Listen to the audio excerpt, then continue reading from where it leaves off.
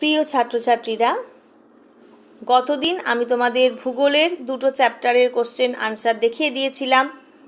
আজকে পরের যে দুটো চ্যাপ্টার রয়েছে, নানা ধরনের লোকগান আর নানা জেলার নানা নাচ, সেখান থেকে কিছু প্রশ্ন উত্তর আমি তোমাদের দেখিয়ে দিচ্ছি।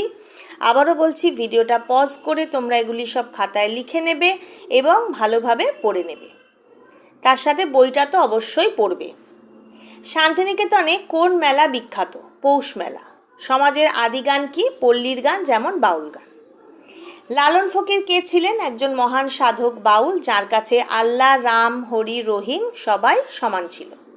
সারি গান কাকে বলে? নানা রকম কাজের কষ্টকে কমানোর জন্য একসঙ্গে কাজের মধ্যে বা কাজের ফাঁকে মানুষেরা গান গান, যেমন নৌকা চালানো, ছাদ পেটা, মাছ ধরা ইত্যাদি কাজগুলি গান গেয়ে করা হয়। এগুলি হলো সারি গান। ভাদু পুজো ও টুসু পরব কখন হয়? ভাদ্র মাসে ভাদু পুজো ও পৌষ মাসে টুসু পরব হয়। কয়েকটি লোকগানের উদাহরণ দাও। বাউল গান, সারি গান, ভাদু গান, টুসু গান ইত্যাদি। এই গেল নানা ধরনের লোকগান অধ্যায়টির প্রশ্ন এবং উত্তর। এরপর আমি চলে যাচ্ছি নানা জেলার নানা নাচে। এটা কিন্তু এপ্রিলের সিলেবাসেই রয়েছে। ওপরে যে মে শব্দটা লেখা, এটা আমার আগের খাতা, তাই মে লেখা, কিন্তু তোমাদের এটা এবছর এপ্রিল মাসেই আছে।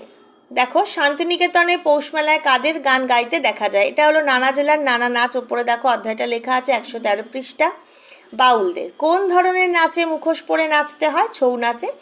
উত্তরবঙ্গের দুটি আদিবাসী সম্প্রদায়ের নাম লেখো। মেচ, রাভা। ছৌ নাচ বিখ্যাত কোন জেলায়? পুরুলিয়া। ঝুমুর নাচ কি? কোন কোন জেলায় এই নাচের প্রচলন আছে?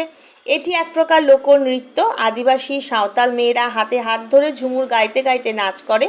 পুরুলিয়া, বীরভূম, বাঁকুড়া, মেদিনীপুর অর্থাৎ পুরো রাঢ়বঙ্গ জুড়েই এর প্রচলন আছে। রাঢ়বঙ্গ বলতে কি বোঝো? সমগ্র পুরুলিয়া, বীরভূম, বাঁকুড়া, মেদিনীপুর জেলাকে একত্রে রাঢ়বঙ্গ বলা হয়। মালদার একটি বিখ্যাত লোকপালার নাম লেখো। গম্ভীরা পালা। চা বাগান পশ্চিমবঙ্গের কোন অঞ্চলে দেখা যায়? উত্তরবঙ্গে। তাহলে এই হলো ভূগোল তোমাদের এপ্রিল মাসের সিলেবাস।